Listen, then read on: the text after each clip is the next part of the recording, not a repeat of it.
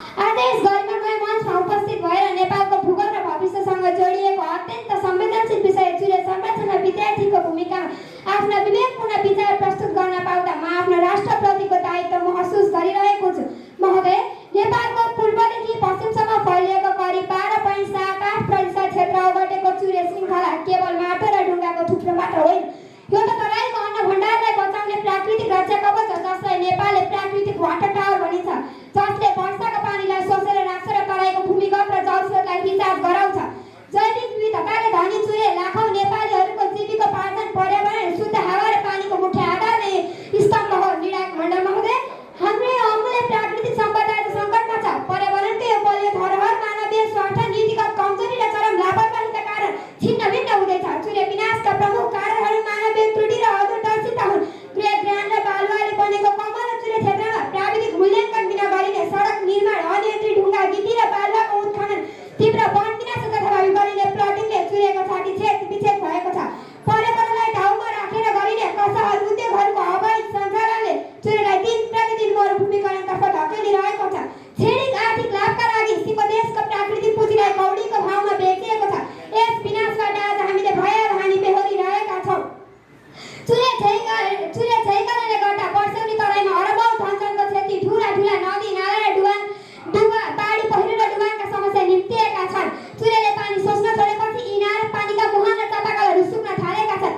नेपालको मलिलो माटो बगेर तराईको खेतहरूमा मिसिन्छ। तराईको खेतहरू बालुवाको बगरको रूपमा परिणत। खेतहरू बगेर गइसकेपछि कृषि उत्पादन घट्ने, पर्यावरण सन्तुलन बिग्रिने, रैथाने जीवजन्तु र वनस्पतिको लोप हुने अवस्थामा पुगेको छ। सूर्य रोए तराई मात्र होइन, सिंहदेश नै सङ्कटमा पर्छ। उपस्थिति भद्र बोलाउने र अब प्रश्न उठ्छ, के यो महाविनाशलाई हामी विद्यार्थी केवल इतिहासका पढ्न पढेपछि टुलुटुल हेरेर बस्ने? कदापि होइन। इतिहास साक्षी छ। संसारका हरेक परिवर्तन, आन्दोलन, क्रान्ति र नेतृत्व विद्यार्थीले गरेका छन्। विद्यार्थी परिवर्तनका संवाहक हुन्, समाजका आँखा हुन् र देशका कर्णधार हुन्। त्यसैले सूर्य संरक्षणमा विद्यार्थीको बहुआयामी भूमिका हुन्छ। सूर्य संरक्षणमा विद्यार्थीको भूमिकाहरू सचेतना दिगुन्। हामीले हरेक घर र सामाजिक सञ्जालमा सूर्यको महत्त्व र यसले निम्त्याउन सङ्कटबारे आम नागरिकलाई बुझाउन सक्नुपर्छ।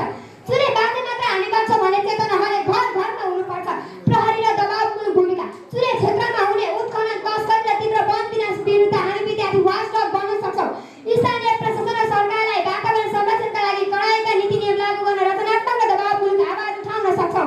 हरेक गृह विद्यालयमा हामीले हाम्रो समुदाय र विद्यालयमा एक विद्यार्थी एक बिरुवा नारासहित बृहत वृक्षारोपण गर्न सक्छौँ र सूर्यकाटी नाङ्गा डाँडाहरूलाई पुनः हरियाली डाँडामा स्थापित गर्न सक्छौँ। खोज र अनुसन्धान, वैज्ञानिक अध्ययनले वातावरण संरक्षणका लागि सूर्यका रैथाने समस्या र पारिस्थितिक प्रणालीबारे समुदायमा शासन र परियोजना कार्य दिएर वैज्ञानिक समाधानको उपायहरू सिकाउन सक्छौँ।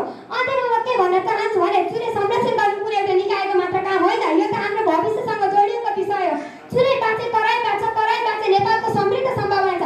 त्यसैले यहाँ उपस्थित विद्यार्थीहरू आउनुहोस्, हातमा हात र काँधमा काँध मिलाएर सूर्य बचाऊ यस पवित्र महाअभियानमा होम्यौँ। पर्यावरण बचाऊ, भविष्य सुरक्षित गरौँ।